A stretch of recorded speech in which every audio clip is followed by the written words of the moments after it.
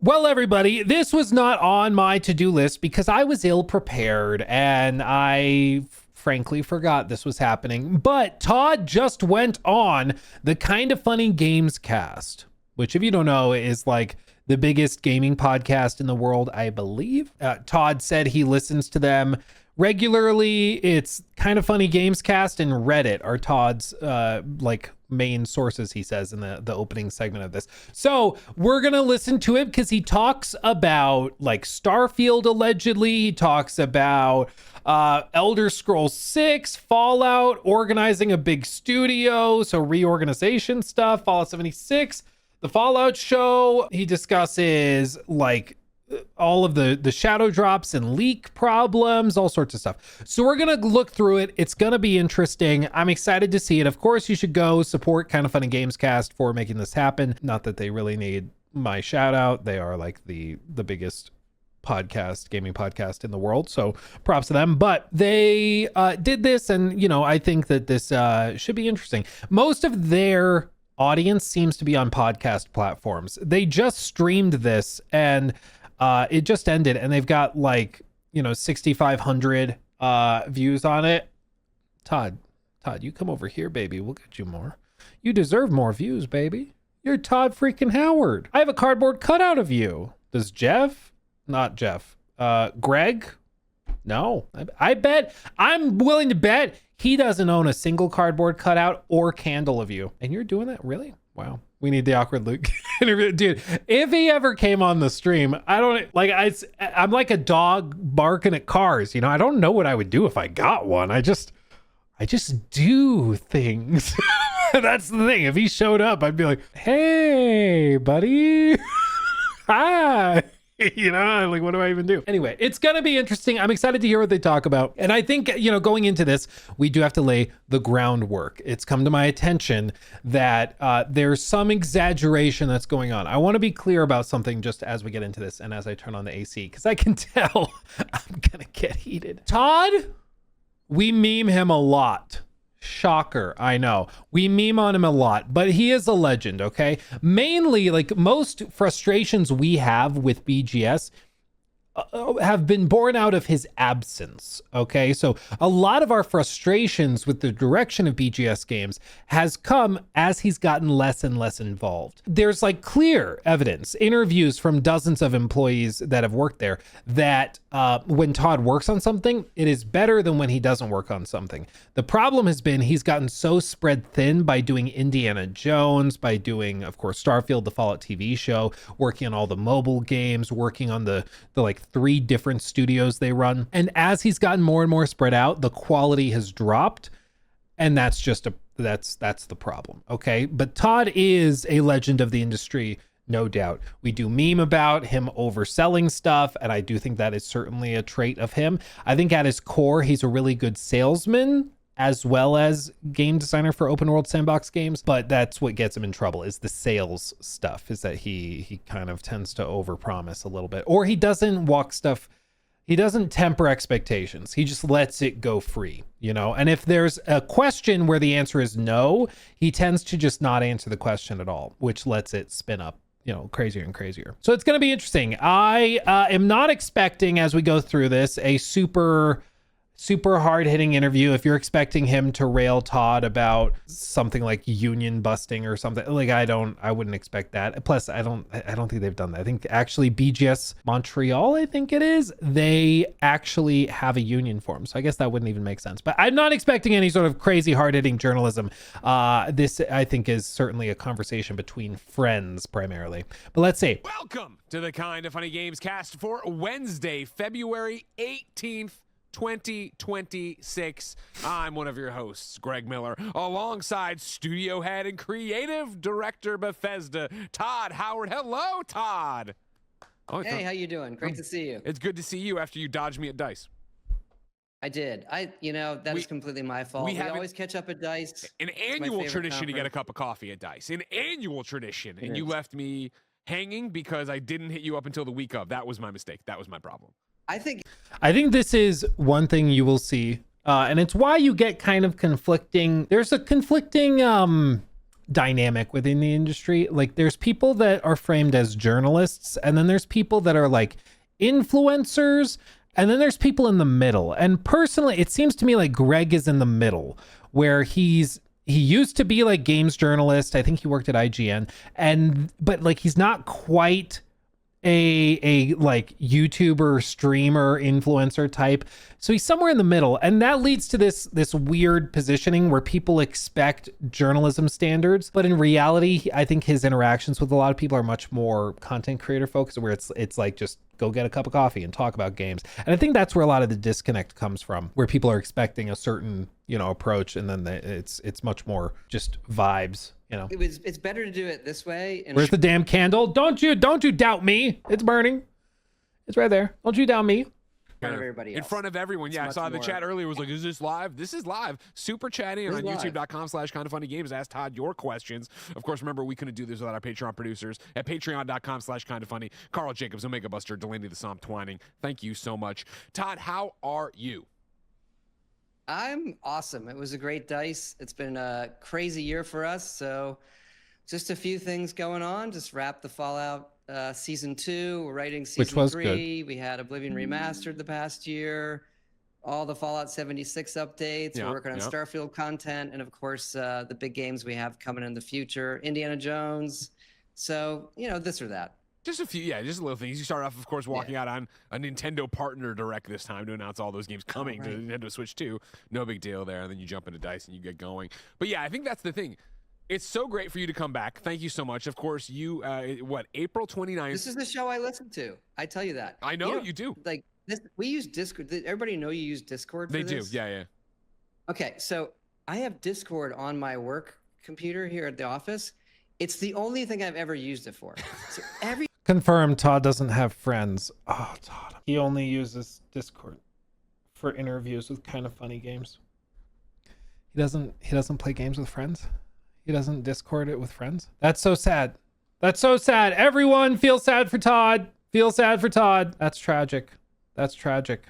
I don't blame him. If he was on Discord and that leaked, bro, it would be game over. Every time I boot my computer, Discord comes up and I'm like, I don't think I'm on Kind of Fun. And you can uninstall. Yeah, you haven't been on since April 29th, 2024. Like, well, now I have a reason.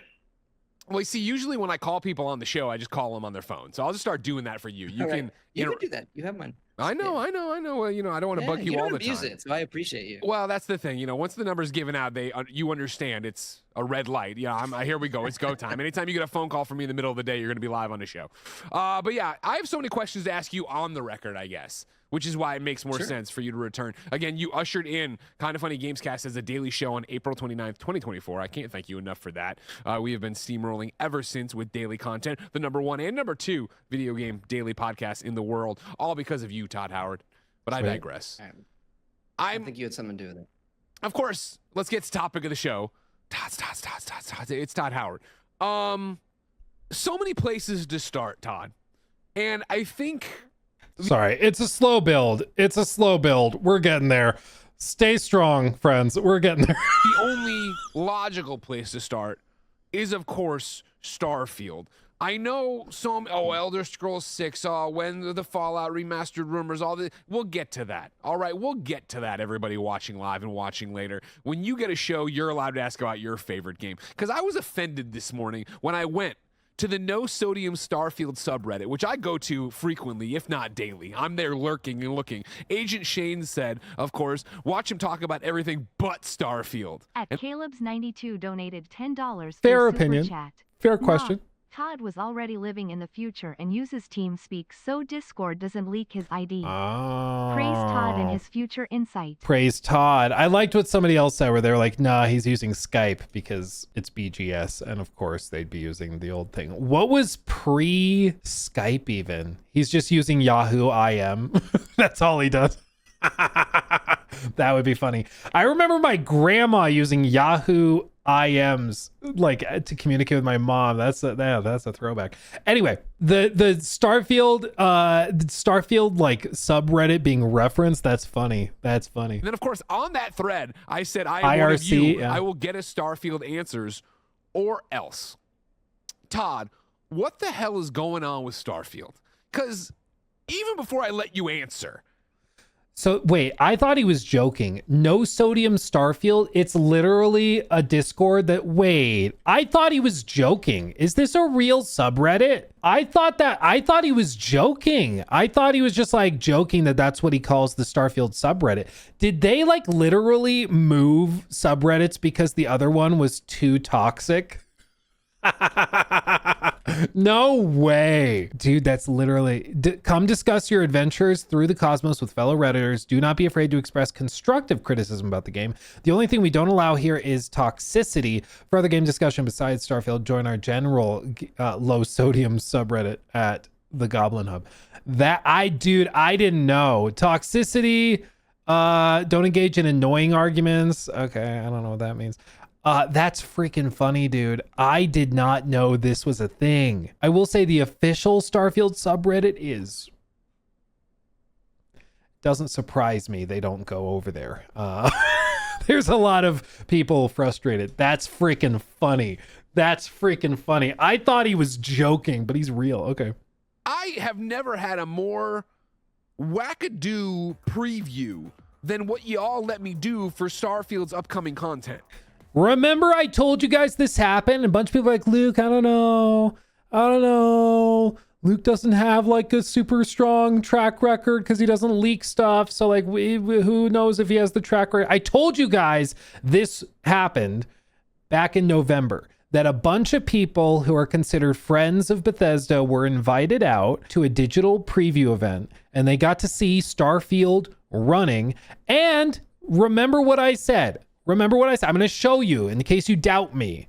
Never doubt me again, okay? I've had a few people, this is December 17th. I've had a few people reach out who claim to have either been present at the event or helped put it on. They're consistent in the following ways. Temper expectations. Things are being improved, but from what I'm hearing, this probably isn't a Cyberpunk 2.0 scale update. BGS do have a number of improvements coming that are specifically aimed at the most common complaints like load screens. These have been data mined too, but you should not expect them to have magically changed what the game is. The other interesting thing I've heard from two people is that the update/DLC will not be coming when we've assumed it all, when we've all assumed they are. It's later. Regardless, improvements are improvements and they deserve credit for making the game better, but we will have to see what the update is actually like when it drops, considering the recent track record of updates and breaking games with them is far from impressive. And so, like, Jez also reaffirmed this. Some tell me not to expect Cyberpunk 2.0 like you said. Guess we'll find out soon.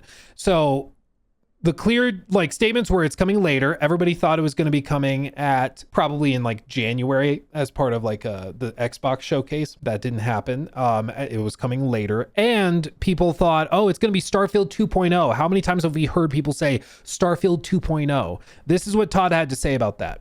Where you let me go to a thing with a bunch of other creators and we were told you're not allowed to report on this or talk about this, but you're allowed to say you saw it. And so now for like the last 4 months, every so often one of them says that, people flip out thinking it's Starfield 2.0 and what's going, where are we, what's going on with Starfield? No, first of all, thanks for the Reddit comment there. I'm a big Redditor, so I do read Reddit a lot. It's my... Oh my God, Todd's a big Redditor. We lost another one. sort of favorite signal to noise, platform as it comes to that stuff. And I'm sorry. Reddit is very good for some things, but he just said it's really good. It's his best like signal to noise place to find, I guess, what they need to be focused on. You know what? modern BGS is making a lot of sense. Like Reddit is the ultimate echo chamber creator. Like it is built to build echo chambers. And so this is explaining a lot. Okay. And yeah, look, obviously we've been working on a lot of Starfield content. We haven't talked about it yet because, the end of last year too is particularly for us, we sort of period of time where we focus on IPs or franchises, and Fallout really obviously dominated the fall and a little bit early this year. True. You've seen it. And I can tell everybody we're going to be talking about it, really soon. We're moving into a phase where we're ready to talk about Starfield. Okay. And really show that in the right way and what's coming to the game. We've been doing a lot of work that we like a lot. It is not Starfield 2.0. I've seen some of that, so I don't, for expectation setting, I think it's the kind of thing where if you love Starfield, we think you're going to love this. It's, updates and things that, change the game, not in an isolated way, but sort of, meta. Sure.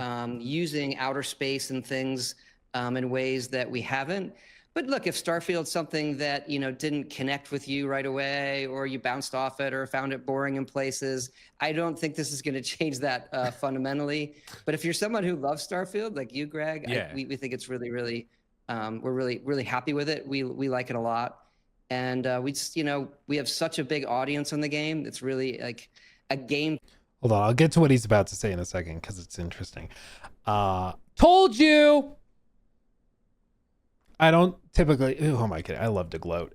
I told you. Okay, like this, I honestly don't know what the idea was, like what they were trying to achieve, but they did this event. Chill, Todd. Chill. Daddy, chill. They did this event in November. My understanding is it was like November 15th. And they invited people like Greg and a few other people and a lot of the paid modder crew. They invited them out. They did a like Zoom call kind of thing. I'm not sure if it was Zoom specifically, but they did a meeting online. And they were shown a bunch of the updates they had done. They were kind of given the elevator pitch of what their vision is for the future of Starfield. And that was it. Really strange that they did it months ago and they were not allowed to share it. They were allowed to say that they saw something, but that was it. I don't know what the strategy was behind that, honestly. Maybe they're just trying to gauge feedback. My personal expectation is that they wanted to share it with the modding crew so they could start building mods using and framed with these improvements. I think that's probably why it is. I don't know why somebody like Greg would need to be there, but maybe it's just because he's friendly to Todd and to the studio and that's why he was invited. I don't know.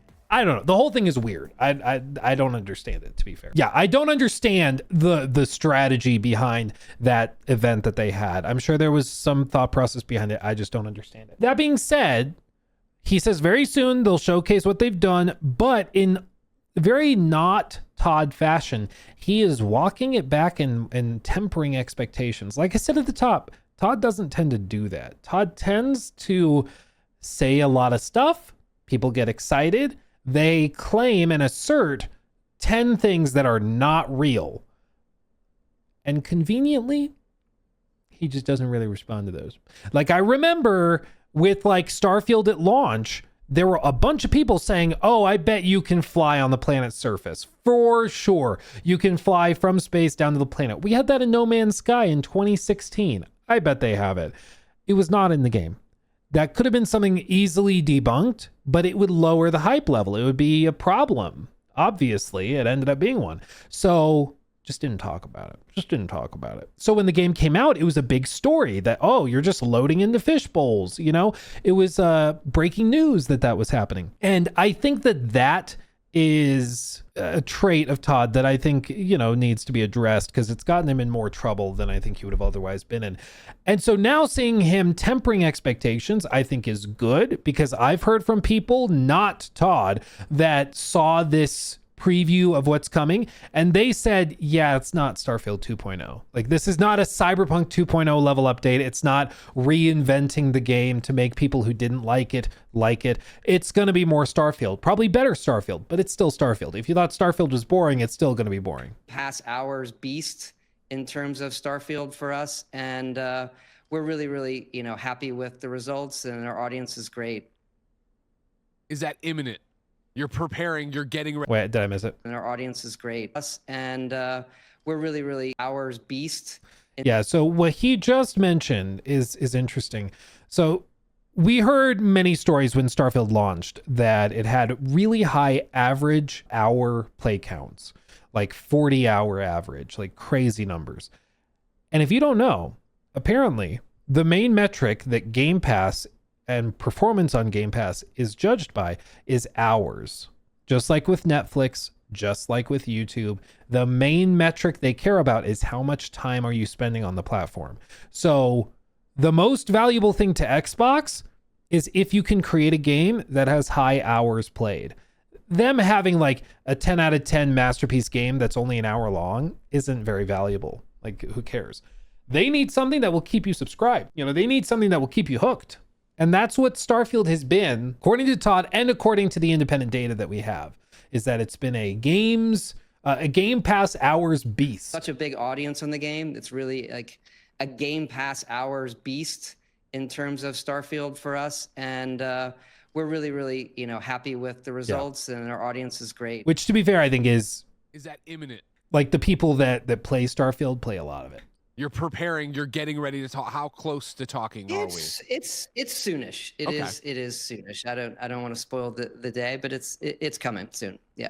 And then I'm guessing early March they're gonna do a deep dive, and then they'll maybe bring it to PlayStation. It's been rumored to come to PlayStation in early April. Maybe they wait all the way till early April, but I do find it interesting that Todd's doing this interview today. If he was launching it in April, why wouldn't he do this appearance at the end of March or early April? I just find it interesting. Like, why now? I guess the next one for you to dodge is, do you feel like, is this going to put a bow on Starfield for you? For the team to then move on to all the other projects you're working on? That's a good question. Like, the rumor and speculation and like some rumblings have been saying this will be the final, leave it behind, we're done with Starfield, moving on to Elder Scrolls 6, full focus. That's a good question. Look, we do have a lot of projects, and so I think balancing that with the size of our studio, we do have a lot of development partners also, but still we're relatively small, just over 500 people across everything. Super tiny. But that's the trick. Well, across Fallout, I know. and Starfield and the Elder Scrolls work. I think balancing that, what's important for a period of time, that's kind of a trick that we find ourselves in a lot. But no, we're doing more Starfield stuff coming up. We've been laying that out, and so it's something we see continuing, for a while. We also have all the creators; they're doing amazing stuff in the game. So I think working with them also kind of keeps really good content coming into the game, and we're going to be a part of that as well. Yeah. So they're not, he's at least saying they continue for a while. What degree that actually means, I think is where the detail, and I think that's where the actual truth is. Because my expectation is they're going to drop this. I don't think they're doing another annual expansion. Like, the rumor is that they're going to be, or the expectation is that they're going to bring it to PS5. They're going to have the second expansion, probably sell it as a brand new complete edition or Explore the Stars edition. And it's going to be a full $70, and it's going to come with both DLC and a bunch of in-game mod packs and Creation Club stuff. And then they're probably done. Because, like, is Microsoft really going to give them another $75 million to make another expansion, or another $20 million? 75 is a lot. Maybe like another 20 million or 15 million to make another expansion that everybody hates? Probably not. Like, why would they? Why would they? So I think it makes more sense that they do this. They're kind of done. When he says they continue doing stuff with it, he means maybe the occasional official mod where it's like an official skin or 7-minute quest line or something. They probably do that, but I think that you're going to see it go from 50 people working on Starfield down to like 5 pretty much overnight. That would be my guess. So he's not technically wrong, but I'm guessing the real truth is like a good bit more nuanced. I think that's something that, for me is, as a Starfield sicko, as I keep saying, so impressive. As I think, as much as I have loved Fallout in the past, I was always on consoles. So the modding community, the creation community wasn't my thing for a long time. I know eventually, obviously, it came to consoles. But with Starfield, having it out the gate so quickly, I've been shocked to see how much that has kept the game alive for me, of dropping in for these big editions, whether they be from Bethesda proper or whether they be from the community. And even going as far as it was 2 months ago, last month? I think it was last month, January, right? Time's a flat circle and a blur right now, where they did StarCon. Did you see this? Where they did like a little Starfield digital convention. It was on Zoom all day. People came together to talk about their creations and what they were doing and where they were going. I loved it. I had such a great time. Doesn't this just got to show you there's like a whole universe out there you have no idea about? Like, they literally had a Starfield convention in January. You never know what people are doing in their own houses, do you? Like, that's crazy, man. And here's the deal, okay? Insert meme and joke. Starfield sucks. This is so sad. Insert joke about that, okay? But, like, here's the deal. I think it's cool if you like a game that a lot of people think is mid as fudge. I think it's cool that you can still get together and have a good time. That's why I find it so freaking hilarious that there's literally a no sodium subreddit. That's so funny to me. Like, that's fun. That's cool. But I think that that's also, it's why it's really interesting that the tactic for Todd was to go to Greg because Greg represents a Starfield fan. Like he's saying, he still actively plays it a lot. He really liked it. And he even said this update they're bringing is going to be great for people like you, Greg, who really like the game. And if you bounced off of it, it probably isn't going to change that for you. Like their approach is not to win people over. Their approach is to just double down on the people they have, which I'm sure at some point they're doing the cost benefit analysis. They're like, does it make sense to put 50 million, 60 million, whatever it would take into overhauling Starfield to get it to the point where it convinces the people like Luke that it's worth playing, that it's really good? Is it worth that? Or can we do like only $1 million worth of work and get it to the point where the core audience is even more invested, have even more star cons, and continue buying paid mods, and we turn profit? Honestly, I think they make way more money doing it this way, which is probably why they're doing it. And I don't blame them for that. This is a business. Like, I get it. But I do just find it really interesting that they looked at it and just decided either they're totally content with how it is, or it just didn't make sense to put all that time and money into it to overhaul it. You know, it's very interesting to me. Look, our community there is amazing. Our creators and modders who have been with us for so long, we love it. And I honestly still think it's early days for us. We're always trying to find new ways to support that community. I think the content is, you know, absolutely incredible, but we have a ways to go in terms of making it easier for them, putting it in front of everybody, saying, hey, try this out. You know, with our older games and creations of Fallout 4, you know, we still have issues when we update the game. It breaks mods. And so we see all that. So we still feel like, even though we've been doing this type of thing for several decades, that we're still early in what that looks like for everybody. So This is the one thing where like I really struggled to like be nice, I think is the word. Like, Bethesda's handling of updates to their established games is unacceptable. It should be unacceptable that they can launch an update for a game that's 10 years old, completely break it. Like, literally, VATS did not work. You could not use VATS. It would say that you had like a 100% hit chance of a character behind a wall. Like, it was broken. A core gameplay mechanic that's just broken. It would be like if the spell system in Baldur's Gate 3 was broken with a patch.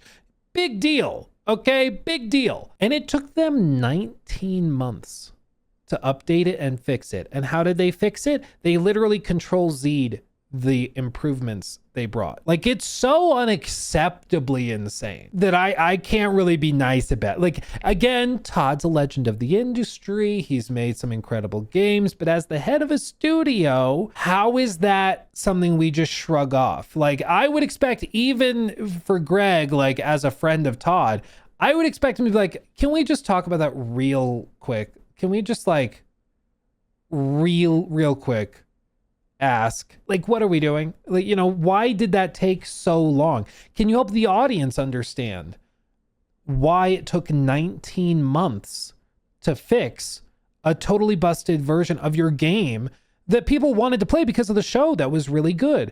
How does that happen? How do you not expedite that somehow? Is that something with funding? Is that an organizational issue? What do you need from the community? Like, help us understand literally how that happens. I don't think we're going to hear that question, though. Coming from that last statement to the general future of Bethesda games, right? You know, you make this game, you make this type of game, you make this thing.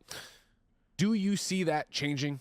I think the way you listen to this show, the way we talk about Bethesda games, open world RPGs in general, you know, expanded out for the video game world, you hear so much about, well, the Bethesda engine, and then me talking about like, yo, Bethesda makes Bethesda games, and so it's silly for us to show up and think you're going to get something different. But as we see the success of Baldur's Gate 3 and all the choices and consequences there, as we see people continue to push it and get nerdy with it, I think of the Outer Worlds 2 and the way they did perks and stuff like this. At Kyle Parkhurst 1720 donated $10 through Super Chat. Two things can be true at once. It's okay to like something a lot of people don't like. True. But you're also partly the reason we get so many low-quality games. IMO people need to raise their standard. Thank you, Kyle, for the 10. I do think so. So I think with that, you could break it up even more, and you could say, you know, you're saying that's why we as a community, the gaming community, get so many low quality games. But you could break it down even more and be like, yeah, we got a game we didn't like. They got a game that was good enough, so they're happy. Greg's happy with Starfield. I was thoroughly disappointed by Starfield, as were many people, I think. But that's also what Greg is asking here is like, I'm sorry, I'm genuinely not trying to do this, but I do feel like every time I freeze the video, I just catch him in the most unfortunate freeze frame. I'm sorry. I'm not trying to. It just happens, okay? It just happens. Every one of Todd's freeze frames looks like it could be, the insert cover of a book he wrote about being a chiropractor. You know, he just got that vibe, like he'd call his book Popping for You or something like that, you know? All of it just pops. All sorts of stuff. His stuff looks like a novel, you know, but I feel bad. I'm doing Greg dirty. Anyway. But let's hear what Todd has to say. Do you guys batten down the hatches and you're committed to your engine and this is what we're making and this is how it's going to be? Or are you letting things come in, influence, and do you see that changing as everything evolves? Yeah, so basically, are you doubling down on what you're doing, or are you letting other games like Baldur's Gate influence what you do and change the type of game you're trying to make? I mean, I think if you look at our games, we've sort of always evolved. We do have a certain style that we like and our fans like that we want to get better and better at. I think in some ways, in many ways, Fallout 76 and Starfield are a little bit of a creative detour from kind of that classic Elder Scrolls Fallout, a Skyrim or a Fallout 3 or a Fallout 4, Oblivion, where you're exploring a world in a certain way. And, as we come back to Elder Scrolls 6 that we're doing now, we're coming back to that kind of classic style that we've missed, that we know really, really well. You talked about, tech and things like that. We spent the last... Okay, well, I'll let him talk about that in a second. His comment about being a big Redditor is making a lot of sense. Like, the more and more he talks, the more I'm like, okay, yeah, no, this is checking out, this is checking out. Because it's just, I think if you're on the no sodium Starfield subreddit, maybe there is an honest perception that Starfield was truly innovative. I think for a lot of people, they feel, myself included, that Bethesda's been like regressing, especially when it comes to the quality of the writing. Maybe not regressing, because that implies that they're going back to what they did before, because what they did before was better. What I mean is like they're degrading in terms of quality, like specifically the writing, the way that they actually design the worlds, design quests. It's getting worse, I feel. And I think a lot of people would agree with that. Maybe if you just go to the one subreddit that agrees with you, you have a different perception. But I don't know how you could think that, like, for Bethesda, I guess the procedural tech was innovative, but compared to what other studios are doing, it's nowhere near what they're doing. I don't know. Several years bringing Creation Engine 2, which powers Starfield, up to Creation Engine 3. Oh my God, it's happening. Oh my God, it's happening. Okay, so previously it was understood that the phrasing was Elder Scrolls 6 will run on the Creation Engine that ran Starfield. It will run on Creation Engine 2. Todd is saying that they are bringing it up to Creation Engine 3. And you know how that works? This unfortunately really broke some people's brains. It was really unfortunate that some people just bought into the hype so much when they saw this. But I remember when Starfield was coming, there were people who were saying, well, I think that a lot of the tech they're saying is going to be there is actually going to be groundbreaking, and it's going to be really good, and this is not going to have bugs and be broken like most Bethesda games, because it's the Creation Engine 2. It's the second one. So it's going to be good because they've overhauled the engine. When in reality, all they did was just write a 2 next to it and add some bells and whistles. And what they're going to do with the Elder Scrolls 6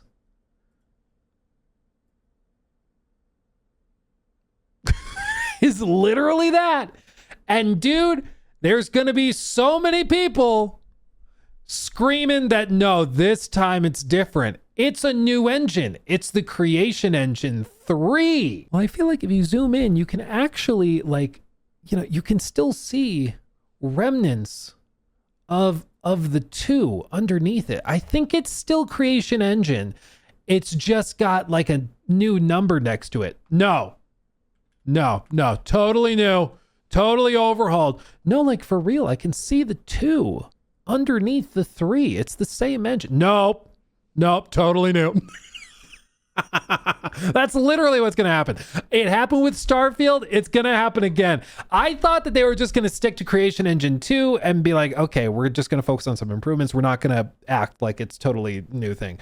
But with this, no, it's going to happen again. Here we go. It's going to power Elder Scrolls 6 and beyond.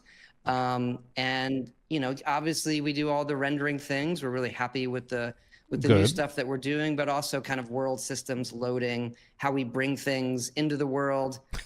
I bet. You hear what but also kind of world systems loading. A lot of loading. Loading confirmed. Elder Scrolls 6. Lock it in, fam. How we bring things into the world, how we get that detail close to the camera kind of immediately. And so, but it's still... I don't know what any of that means. How do we get the detail close to the camera immediately? At what? I don't know what any of that means. Okay. You know, we have a style of game that we really, really like that I think people expect from us. Yes. Sure. This is true. Yes. There's a lot of innovation to be done there still, so that when I agree. Step into a world, you feel like you're experiencing it really for the first time, a game like that. Sure. And I think, you know, we're happy with where it's headed right now. That's what I could say. Okay. I will say, I agree. Bethesda makes Bethesda games. There's not really anything like it. And that's why, at least in part, Starfield fell so flat for so many people, is that it was like the worst parts of a Bethesda game concentrated. And then all the good parts of Bethesda game, they like intentionally cut out. The handcrafted world, the easy lose yourself exploration, all that's cut out for procedural crap. So there are like the archetype of a Bethesda game is indeed something people know and love. Absolutely. And people do expect that, which is why they didn't like Starfield. But I do agree with him that that's what they want. And it seems to be, he's insinuating that they will be returning to the older approach, which he said they know and love, and that they can innovate on that. So if he's describing that they're going to structure this just like a Skyrim and do it that way and approach it that way and just try to iterate and improve on the Skyrim formula, I'm much more into that than if they were like, yeah, we're going to take the Starfield formula instead of the Skyrim formula. We're going to take the Starfield formula and we're going to refine that into the Elder Scrolls 6. Then I'd be upset. But the fact that he's saying, no, we're going to actually be going back to the old school approach, to the Starfield or Skyrim approach, that works for me much better. I'm glad to hear that. That's a thumbs up. Okay. In that, I mean, you brought it up. You said the Elder Scrolls 6. So, I mean, like, how is that going? Because it's been, let me check my calendar, 7 years. Since the announcement? Uh-huh.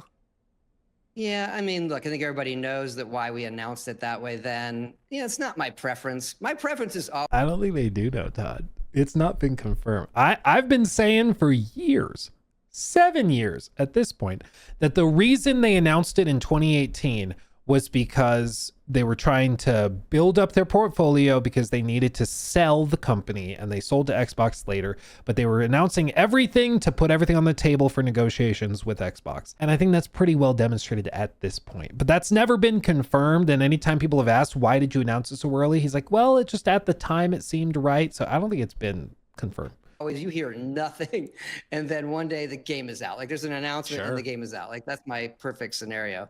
That, you know, that can't always be the case.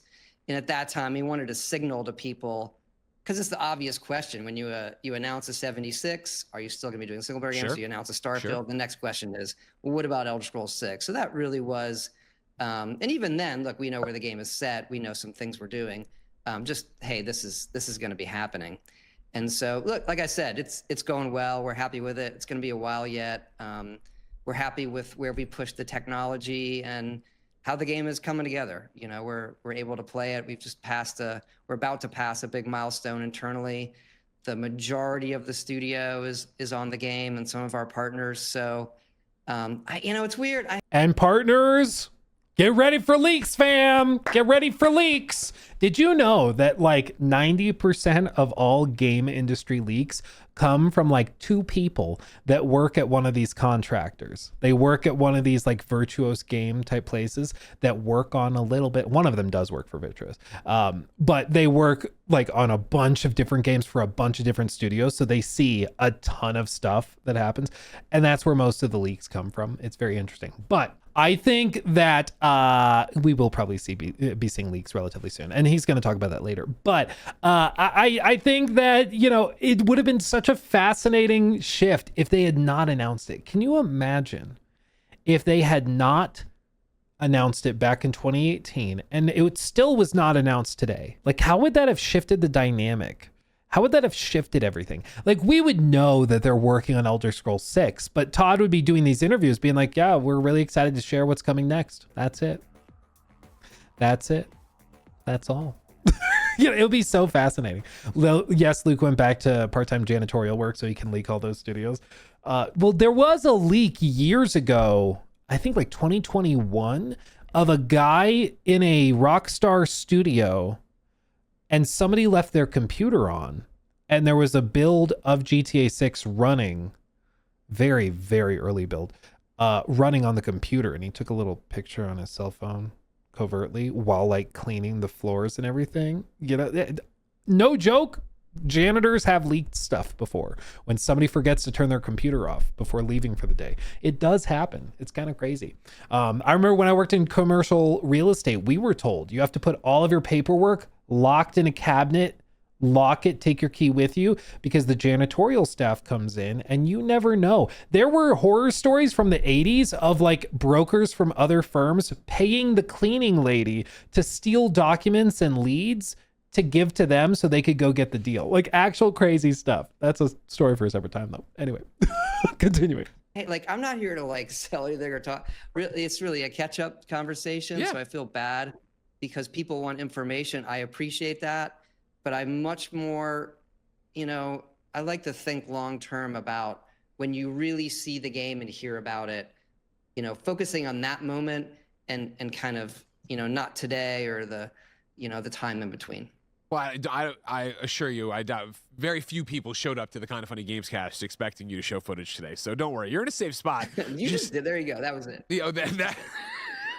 Talk to me a little inside the studio game dev stuff, jumping off of the Elder Scrolls 6, but not obviously giving me stuff you're not going to give me. You talk about the majority of the studio being on it, right? So that's I'm sorry.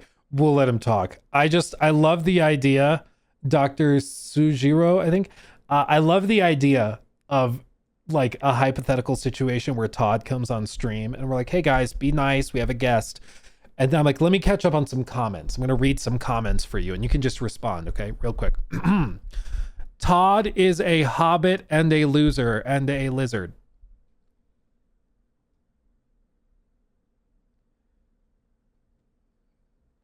What do you have to say to that?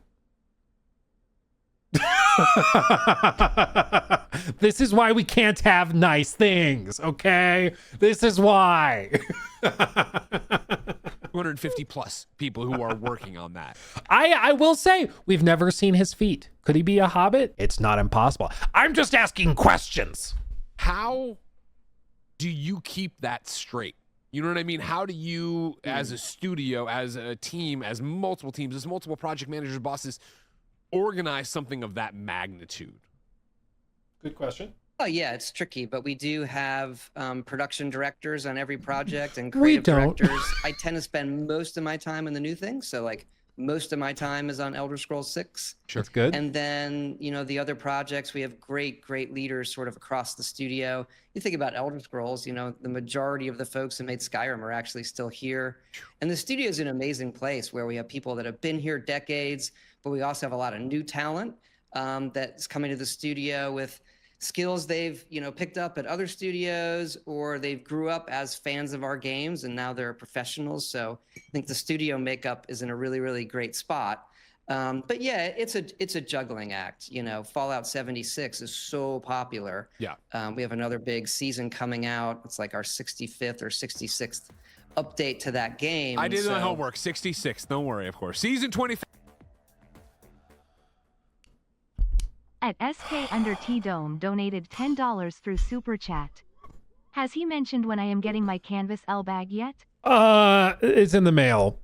It's just really slow mail. So who knows when it'll get there. Thank you for the 10. Okay. The Starfield, the Fallout 76 stuff is always it sucks the soul out of my brain. I just can't handle it. They have a huge section on Fallout 76 here.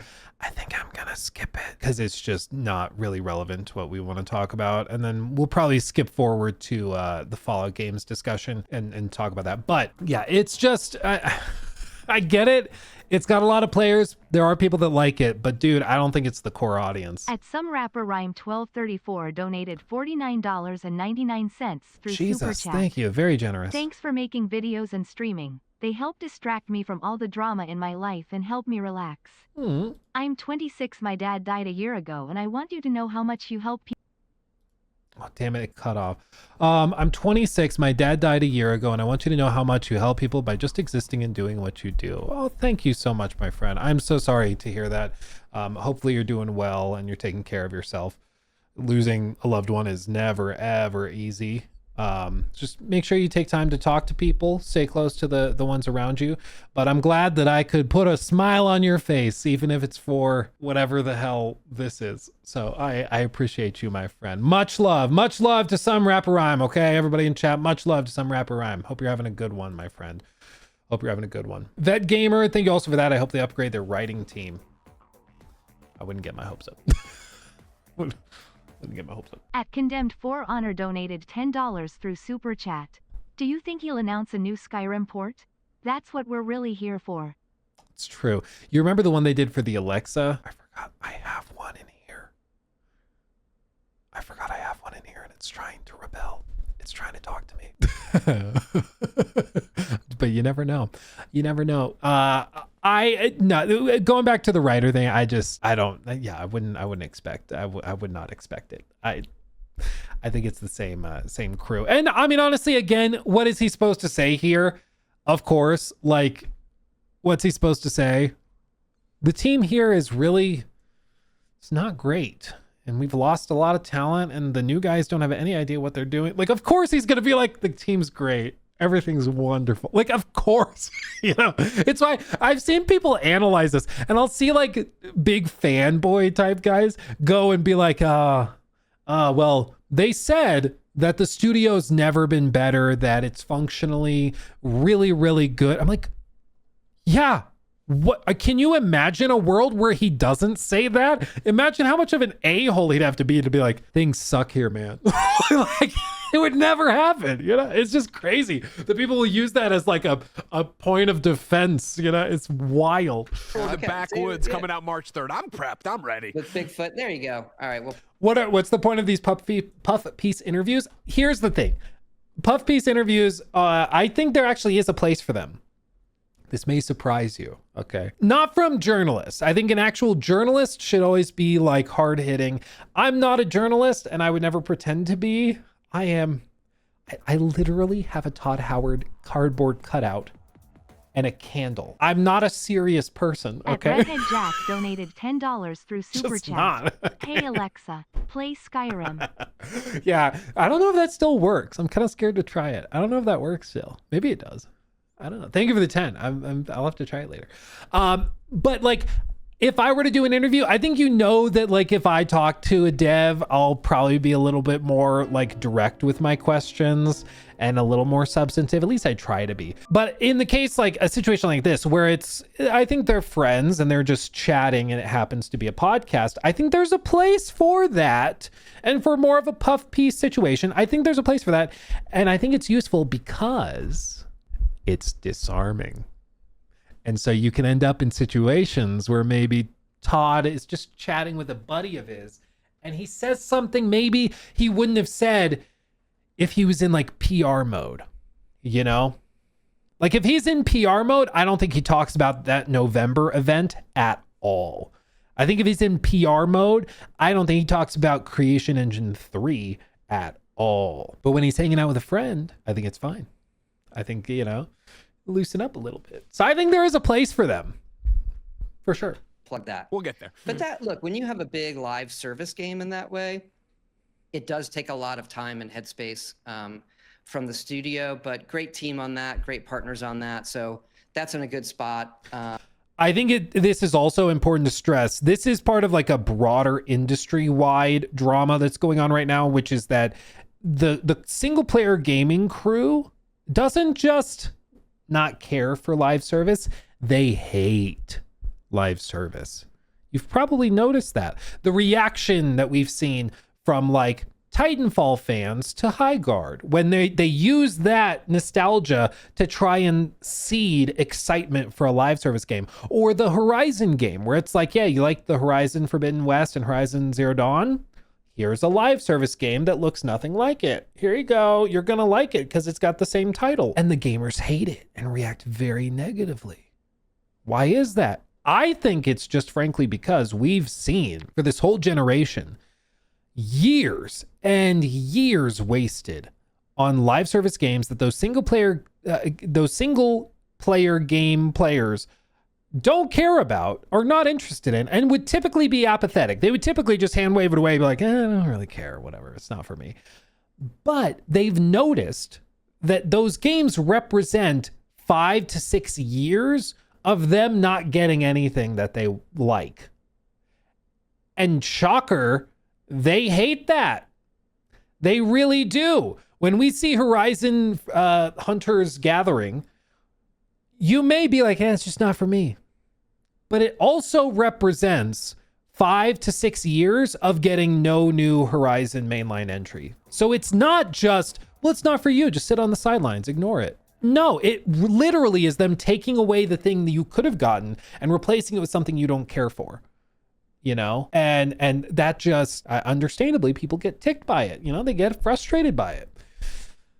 So I think that sentiment has also seeped into Bethesda discussions and Fallout discussions, especially because people look at Fallout 76 and they don't just see this live service game. They see that this is the Fallout focus and this is where Bethesda's putting energy in. And Todd's statements and stuff where he's like, well, we don't have Fallout 5 coming anytime soon, but we have Fallout 76. It pisses those players off because it feels like a dismissal of what they actually like. And it's, again, that sort of entitled attitude we've been talking about for the last couple of weeks, where it's these publishers being like, no, you're going to like it. And you cannot tell gamers, suck it up and expect good results. It will not work out. It just doesn't. It just doesn't. Charlotte, thank you for the 5. When do you think we get the actual trailer for Elder Scrolls 6? Game Awards this year or Game Awards 2027 maybe, or Shadow Drop trailer? I think it's farther away than people think. I think the soonest it comes is 2028. I think we don't see anything until then. I think it's like November 2028. That's my guess. So I think we don't see anything until that summer. I know that makes me like one of the more... At Faraway Python donated Skepticals, $9.99 through Super Chat. That's what I think. Can't agree more. I was obsessed as D with Skyrim at 14 and I'll see 30 before its sequel. Literally. Insane. How insane is that? ESO hasn't clicked with me. Yeah, because it's made for a different type of gamer. It's a different gameplay loop. It's a different reward system. It's a different update schedule. It's a different writing schedule. Like everything is different. And yet they're like, well, but it's got the same name on the box. There's cat people in it too. At Typhlosion 4223 donated $10 through Super Chat. Thank you. I think, praise be to R.E. Todd is just a salesman now for the billion-dollar company, and he is just pushing the same stuff his bosses want. I think he's so far away from development. I think there's two options. Todd could be at this point mainly just like executive producer.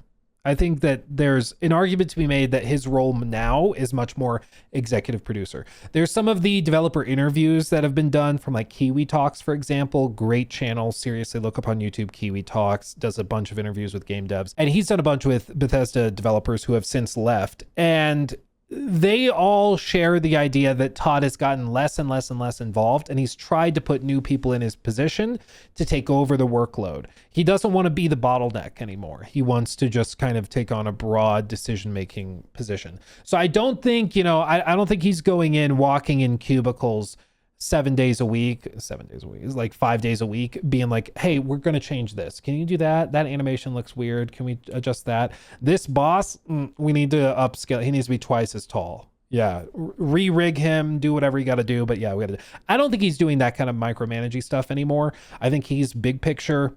He has a weekly meeting with directors, and that's what they're doing. That's one route, is that he's just executive producer now. The other side is that he's only actively involved in the stuff he's passionate about. And he's passionate about the Fallout TV show, and he's passionate about Elder Scrolls, and that's about it. Maybe Fallout 76 as well, with how much he talks about it. Either way, his role has significantly changed. I think that is very fair. I think that is certainly true. His role is not the same as it was 10 years ago. Almost certainly. And jackets. Yeah. He loves his jackets like I love my candles. Sure does. And watches, actually. He likes watches too. Yeah, it's tricky, but we've gotten better at it over the years, and overlapping our projects and bringing, key folks onto projects that really need them at the right time.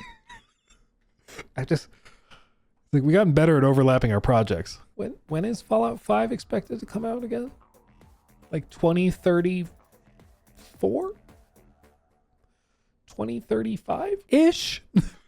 Even if that ish is like 3 years, that's still not a lot. You jump off of there, that 76 conversation. Something I think that's interesting since we last talked, right? And obviously we've all been through the journey of Bethesda in general. Like you said, you announced 76, but you also announced Elder Scrolls 6. So you say, we're still doing what we know.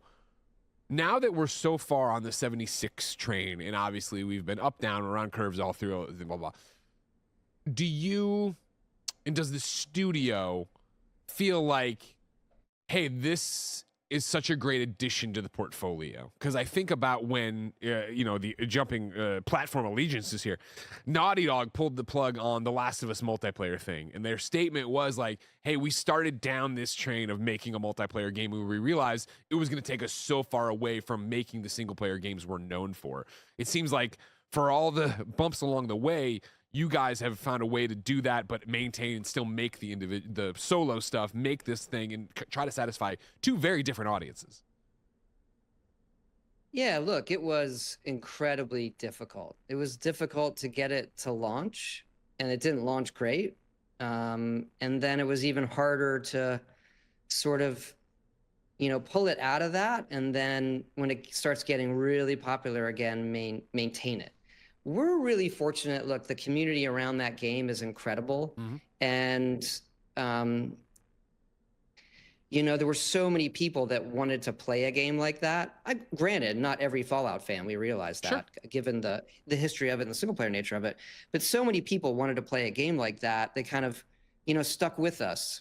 And in many respects, it's the game that we've done I'm the most proud of, because it's so hard to do and then maintain as a relevant game. And I think if you look across the industry, the amount of games like it that there have been or come and gone, and here's 76 still there, with big numbers and doing well and being relevant. And it's a lot of energy in the studio. Look, people love it. The team on it, led by John Rush, they just do. I'm sorry. It is mind melting to me to think that you could have the studio and the guy behind games like Morrowind, Oblivion, Fallout 3, which literally took Fallout from an isometric CRPG, into first person / third person, like adventure RPG, and then comes out with Skyrim. And then to say Fallout 76 is the game you're most proud of is just crazy to me. I can understand if you're like, I'm proud of the team for not giving up on it and for building it into what it is today, considering how it started. That makes sense. But that's not what he said. He said, that's the game I'm most proud of. It's why I've said a lot, guys. The Bethesda of 2010, 2011, and the Bethesda of 2026 are just different. It's just not the same, you know? It's just fundamentally different. It's just different. And I think this is starting to explain a lot of his love for Fallout 76. Now, they talk a ton about Fallout 76. You can see here, they talk a ton about it. And then they talk about the show. I love the Fallout TV show. Walton Goggins is fantastic. I actually wanted to specifically go and watch Righteous Gemstones. Real quick, have any of you guys watched Righteous Gemstones? Have any of you watched it? If you have, put in chat. I want to know, and I'll check it out. Keon says, right now, Skyrim has more players on Steam than Fallout 76. Really? That's crazy. Yes, it's great. It's great. Oh, it's so good. It's an amazing show. Okay, that's good because I've had my eye on it, and so I'm okay. That confirms I need to do it. Okay. That confirms it.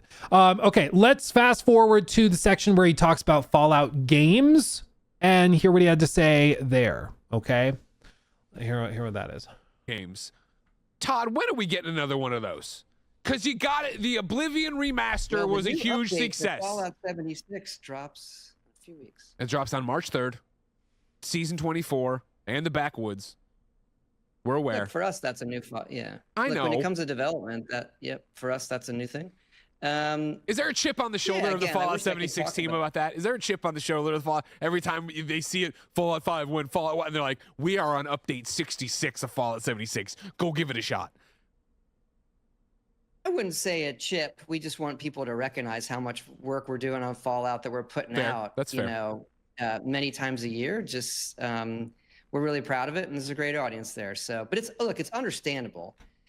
I mean, I say it till I'm red in the face. I mean, it's just my face is tired. I think it's been said before, but the audiences are just different. People who want Fallout 5 are not playing Fallout 76. Maybe, I mean, some of them I'm sure have popped in, but I think the core audience that wants Fallout 5 and are specifically asking, hey, where is that? You telling them, go play Fallout 76 is not going to win them over. When these big franchises people love, whether it's Elder Scrolls, Fallout in particular, and that people want brand new experiences. We 1,000% get it. And let's just say, look, we're working on stuff. There's a time to announce that and talk about it, but we have a lot of irons in the fire right now and all of that. Yeah.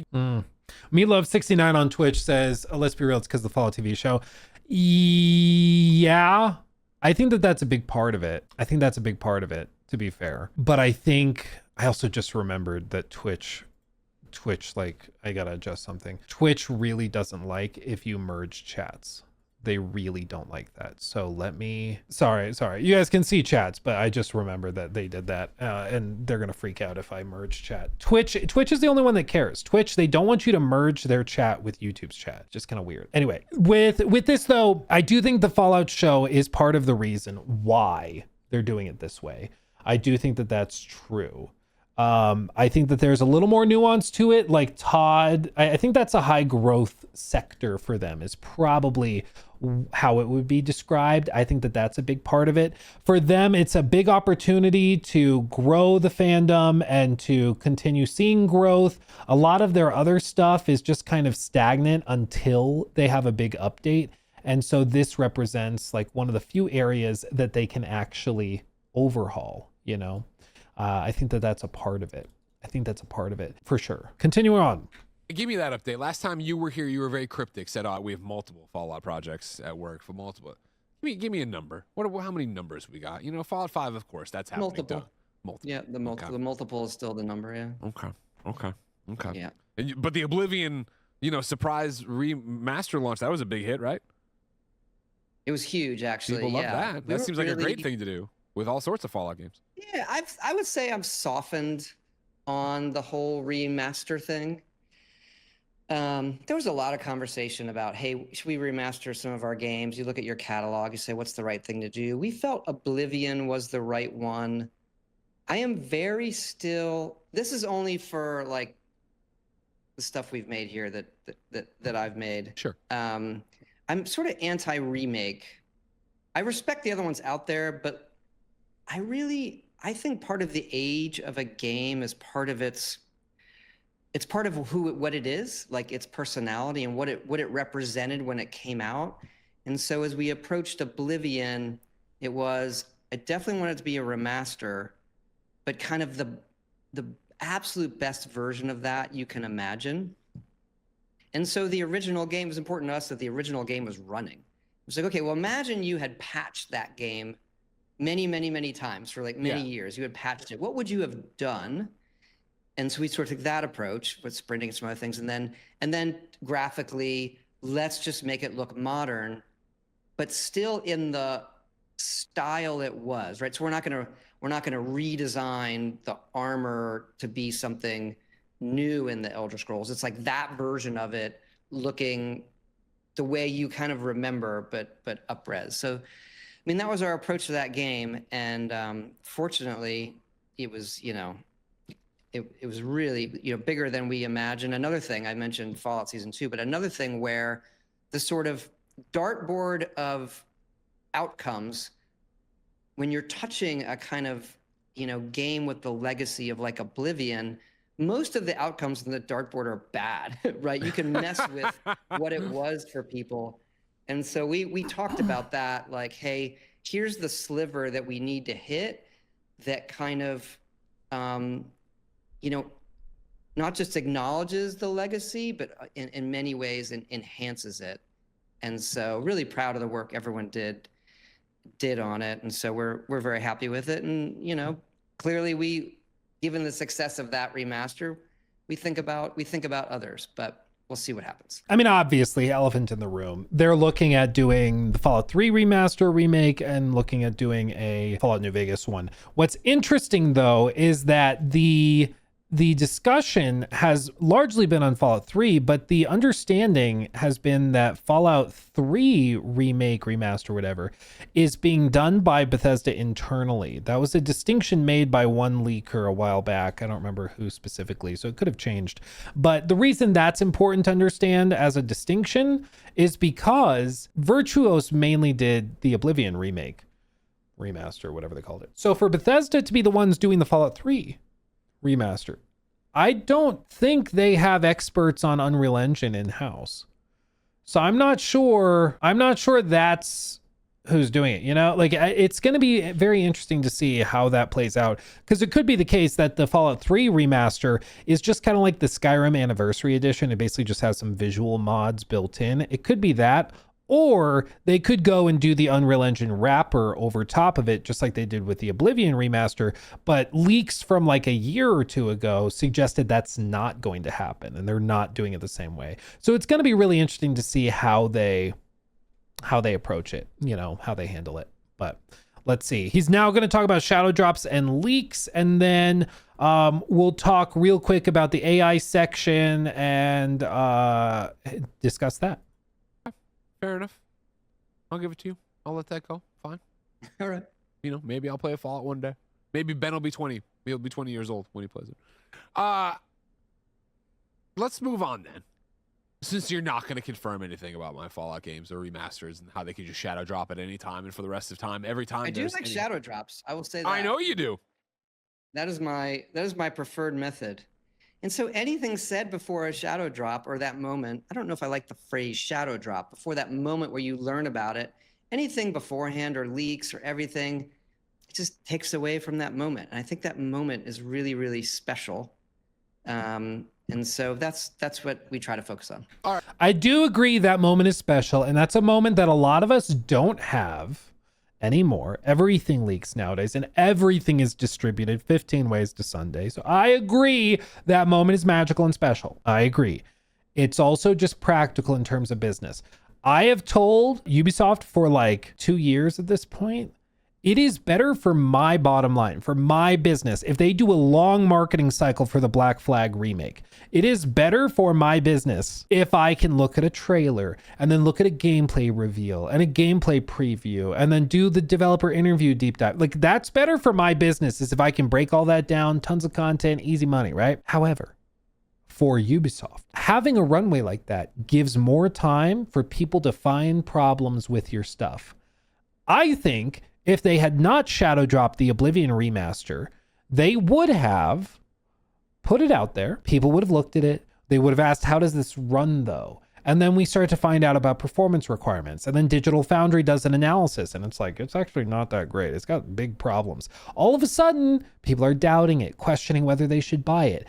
Things you just don't need to bother with if you're a company trying to sell a product, you know? If you just shadow drop it, everybody gets excited, goes out and buys it. Easy money. Easy peasy. You know, I think it's better for the consumer to be more informed if something has a long runway and you find out as much about it as possible. That's better for the consumer. What's better for the company is to just shadow drop it. It also has the added benefit of just being fun, which you could also maybe put in the consumer basket, that's like a magical moment that you don't really have anymore. We had somebody in chat yesterday who was asking, you know, should studios basically stop doing review codes and just release the game when it releases, and that's that, because presumably they didn't like how like preview coverage could lead to situations where people find stuff out about the game that they would have liked to find out for themselves. But I think that, you know, as with everything, there's pros and cons to it. All right, for real, then let's stop and have a conversation about that, because I do want perspective on that. As you know, in terms of video game talkers, there's a hierarchy, right? There's Jeff Keighley, and then there's me. And so I get inside information all the time. And one of those DICE conversations you and I were having, you were like, we're remastering Oblivion. It's going to be a shadow drop. We're just going to do this thing, and it'll just be out and be great. Blah. And I was like, wow, that's really cool. And then like 2 months later or whatever, however long, stuff started leaking or whatever. When you wake up and you look at your phone or your email and you see that first time, you're just like, motherfucker? Or is it just like, well, did you think you were going to make it to had you run the scenarios and you're like, you know, there's like a 90% certainty at some point something's going to leak. This I am interested in is like, what's their outlook on leaks? Because reportedly when Fallout 4 leaked, it was a script for auditions. It was a small script, but it had a phrase in it that was war never changes. And everybody knows what that phrase is from. Even in 2012 or 2013, when that script leaked, everybody knew what that was, right? So that script leaked from like a casting agent, and all of a sudden Fallout 4 is confirmed. Everybody knows it's happening now. And reportedly, Todd was livid, not happy. So I'm interested in what he's going to say. Asset gets uploaded, I can't be upset about it, or did you not see that coming and you were super mad? Well, we've been through so many leaks. In the moment, you're always... I'm sorry. I don't know why. I was like, what would Todd even be like? Really mad.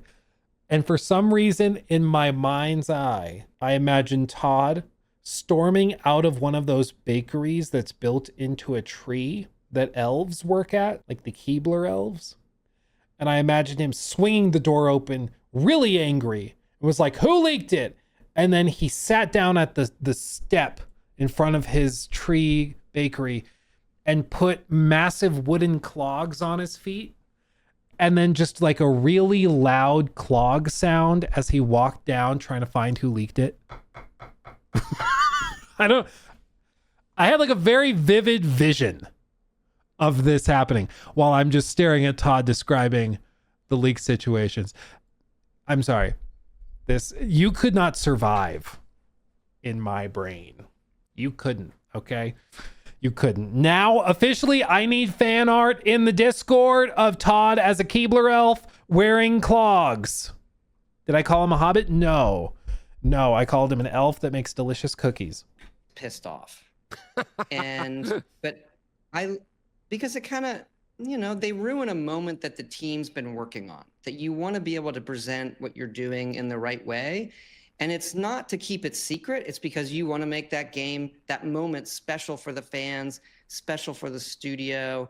And sometimes those leaks, they ruin it some, or they might misinterpret a detail that everybody kind of latches onto.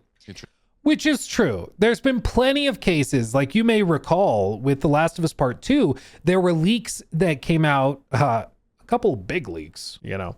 But one of the leaks was that Abby was a trans character who you would play the whole game with, and that you would kill Joel and then you'd be playing as Abby the whole game, running away from Ellie. And none of that was true, except for the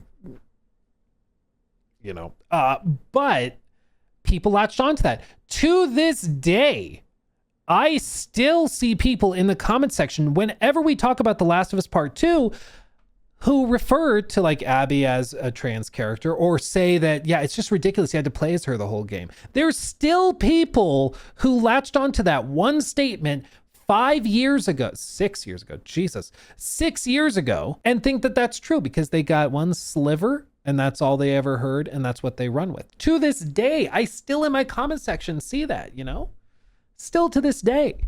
It's crazy. So he is right that leaks can often be misconstrued and twisted and include half-truths that aren't actually indicative of what the experience is going to be. So it is true that leaks can ruin a lot. Like, they're fun, they're interesting, but I think in a perfect world, nothing leaks and we all get that moment. I'm sure dude, do you remember that moment? Probably the most clear-cut example of this that I can think of, and I'm sure there's 1,000 examples, but this is the one I can think of, is God of War 2016. It was this moment that I don't know if we'll ever replicate it, but it was a moment unlike anything else when people realized what was happening. Like, specifically, he steps out of the shadows and just listen to the energy in the room. Todd, yes? Yes, sir. Then show me what you know.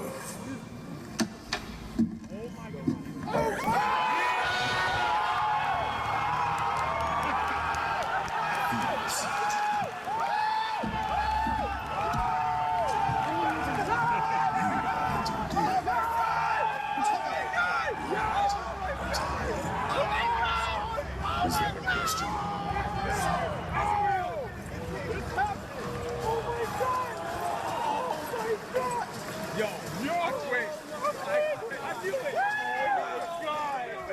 Instant hyperventilation.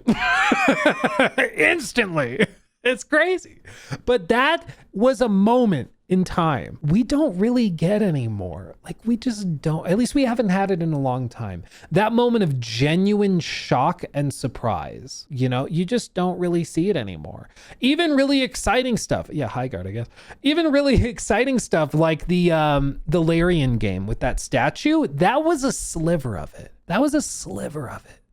We were like, what the hell is this statue in the desert? What is this for? People are trying to compare artwork of that to things they have in art books from a decade ago to see if there's similarities. All this crazy stuff. And it ended up, people figured it out and it leaked beforehand, unfortunately.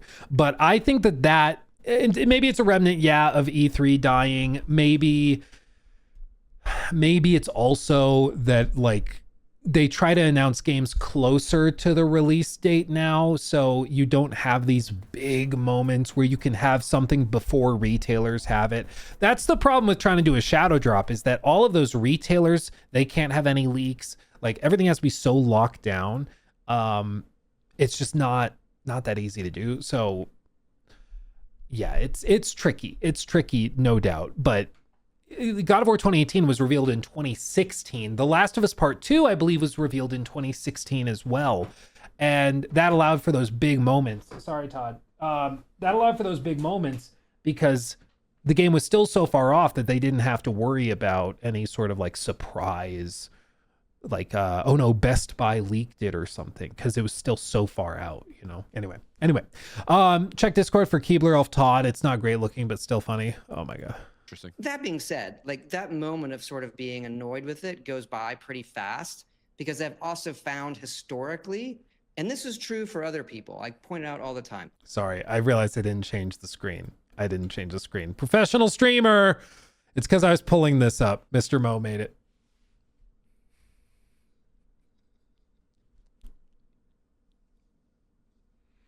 It's pretty good. What are you talking about? It's not very good. That's pretty good. That's, I don't know. Next time, could you Photoshop one? Could you make a fake one? Jesus Christ. Oh my God. Actual good use of AI slop. Literally, this is what it was designed for. I think it's an actual picture just with his face like plastered onto, because I can still see his ears. But that is pretty good. That gets the job done. Sure does. Continuing. I don't think a leak has ever affected the success of a game. And there have been some really bad ones. But at the end of the day, I can't think of any that really affected the success of that game when it came out. So we sort of take it for what it is. You do your best. I try not to be draconian internally. Some places will really keep things under lock and key. We share really freely in the studio, so everybody gets to see everything. And there's a trust level, like our ability to share stuff, even internally across our studio and the company and stuff, is our ability to share it is everybody's ability to keep it secret. So we've actually had very few internal ones, but given the complexity and the number of partners and everything involved, it's natural that you'll get some. And I think you gotta kind of roll with it. Fair. Yeah, I think that's very fair. And I think to his point, like, are there any that really affected? You can even point to like The Last of Us Part 2 leak, which was probably the most devastating of any that I can think of. And that one, I mean, it sold crazy well and ended up being the most awarded game in history at that point.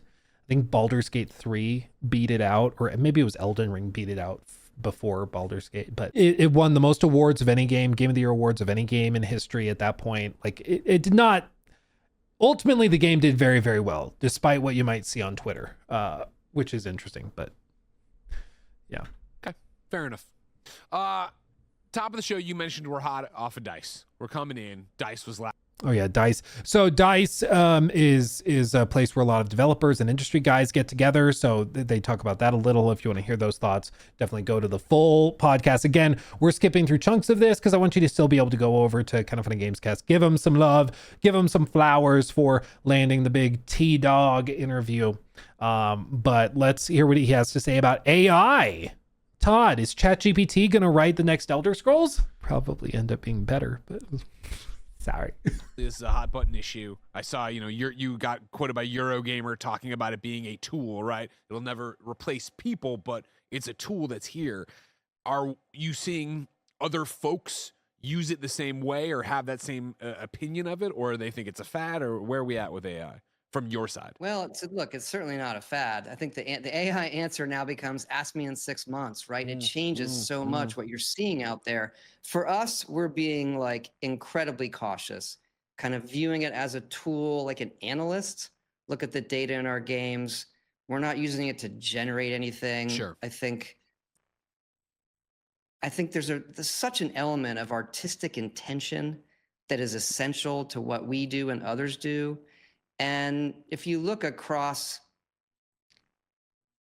things outside of AI, like sort of go back 100, like this idea of craftsmen, I still think craftsmen and that handcrafted human intention is what makes things special. Sure. And that's where we want to be. But you can't ignore it in terms of it's coming, it's changing every few months. There's a new model. Particularly in the tech side with code or productivity or other things. And I would just say we're looking at that stuff. We're not like fully ignoring it, because where it can help us sort of get better at some, big data tasks that just take us a lot of time that we just wish were done now. Sure. So we can move on to the creative stuff. That's kind of where our heads are. But I think it's still very, very early days. I think that is very fair. And that, I think, is a reasonable application of AI tools, is in like data analytics. The problem is it hallucinates data, which is, there's been stories of, there's one story of a guy that worked at a financial like marketing consultancy firm or something. And he was using AI tools to summarize data and spreadsheets and share that with their CFO. And then it turns out that it was hallucinating a ton of data that wasn't there. And so they were making big multi-million-dollar business decisions based on just totally made up numbers that the AI was just spitting out, which was a bit of an oopsie. But using it to maybe analyze when it's not doing that, analyze code or analyze data, reformatting data and stuff, that I think that's a totally valid and fair use for it. I think where people, are not thrilled about it is if it's being used to replace the artistic elements of game development, which is where it could become a problem. Yeah. Yeah, it's been an interesting back and forth, and I feel like the conversation gets so lost because when you say AI now, people think Gen AI, and they think it's writing the quest, it's making the environment, it's doing the thing. Whereas I think I'd like to think, and maybe I'm naive and I'm not at studios, but it feels like the people I talk to are talking about what you're doing of, well, let's coalesce data. Let's do this thing that would take hours of boring, busy work through an Excel spreadsheet versus not generating and making the game. But then you do hear people wanting to make the game with it, and then you're like, I don't know what the hell's happening anymore. It's just the term is so broadly used. It's like RPG. It doesn't really mean anything anymore. Like the AI term is being used to mean like AI generated videos that are interactive, and also generative AI through like Mid-Journey used as concept art, and then other people just mean it as an analytical tool. Other people mean, like, it's just so broad. It's hard to figure out what people are actually talking about, which is why you have to be kind of pedantic and specific. Yeah, we just have so much data in our games, and so much data that even we classically generate, with our own procedural systems or long-term play analysis, and using those systems to like help us with that or validate some things that we're thinking, I think has a lot of use, today. But again, this is something that's changing really rapidly. Sure. And we'll see where it goes. We'll see where Microsoft forces us to go. Yeah. I think generated art in final games should not be covered by IP protection. Yeah, no, I would agree with that. Especially, well, I guess I should clarify. If it's trained on public data, then absolutely yes. Yes. It gets tricky in terms of IP protection if it's trained on their own data sets that they own, because then it is just coalesced versions of their own data. But yeah, I think broad strokes, yes, I agree. That makes perfect sense to me. So there's a few other things. They talk about Vince Impella a little bit. They talk about Todd's career and the speed round questions and everything to just run through stuff. But overall, there's a lot in here. It's very interesting. I recommend you check out the full thing. And it's interesting that Todd was wanting to go and talk about this at this point because they don't have anything on the immediate docket, so it's surprising to see that he's chatting it up. But I think it's probably because they're getting close and they do have the Starfield update soon. But for me, the most surprising takeaway is, number one, hearing that the game he's most proud of is Fallout 76. That's crazy. Two, hearing him walk it back and say it's not Starfield 2.0.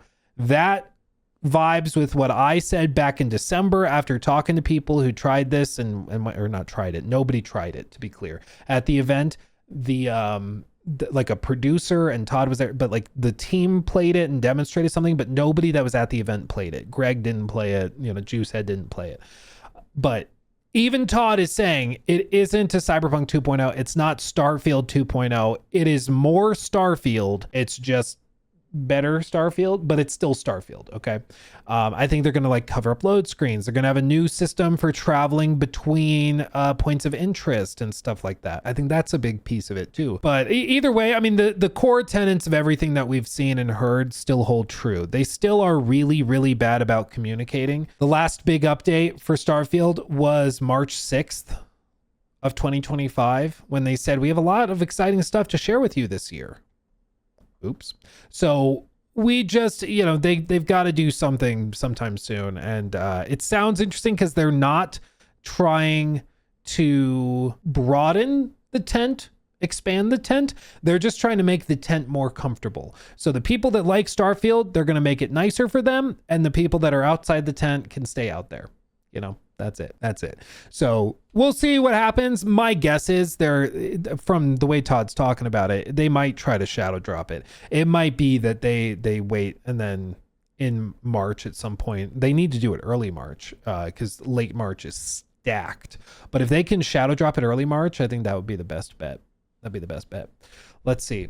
He said in some ways, Fallout 76 is the game he's most proud of. He said the same about Skyrim and Starfield as well. I think he's saying there's things they learned making Fallout 76 values not it's his favorite. No, I don't think it's his favorite. To my ear, like saying that something you're most proud of something, it's like as an achievement, it's the most remarkable achievement, which I think does make more sense than if he was saying it's like his favorite game. I don't think he'd say that, but yeah, it's very interesting. It's very interesting. I'm sure if I look back, that you're probably right that there's little qualifiers on his statements that would tweak it. He took my thing.